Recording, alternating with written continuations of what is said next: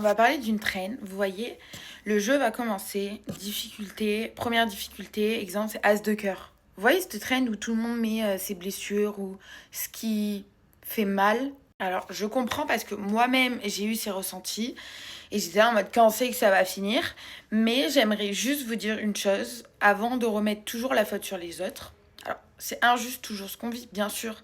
Mais tout part d'un manque d'amour de soi. Et tant que vous apprendrez pas à vous honorer, à vous aimer, à vous chérir, que vous augmenterez pas votre estime de vous, que vous aurez peur du conflit ou que vous ferez des choses parce que vous avez peur de pas être aimé ou que vous vous négligez ou que vous êtes trop égoïste à cause de certaines blessures ou bref, il y a plein de schémas possibles. Ou ce qui est très très très commun, c'est ne pas savoir poser des limites par peur de pas être aimé si on pose des limites.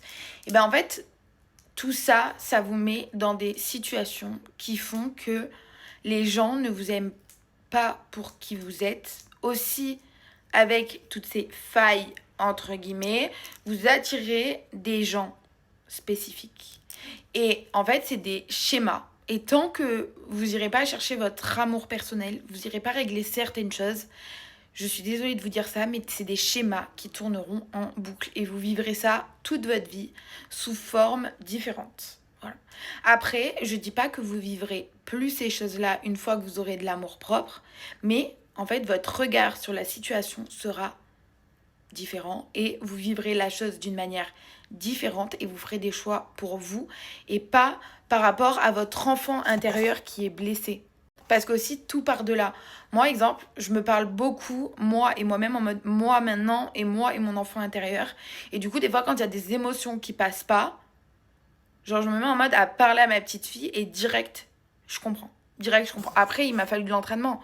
Et ça y va crescendo. Mais petit à petit, quand tu t'ouvres à ok, il y a des schémas répétitifs, qu'est-ce que je peux faire?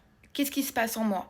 Pourquoi je ressens toujours ça? En fait, si tu te focalises sur toi, ce que tu ressens, et pas sur l'extérieur, c'est là où tu vas vraiment avoir du changement et même dans ta vie, il risque de rentrer de nouvelles personnes, de nouvelles circonstances. Après, peut-être aussi que la vie va venir te tester, va te remettre des personnes dans tes anciens schémas pour voir si tu te négliges encore ou non.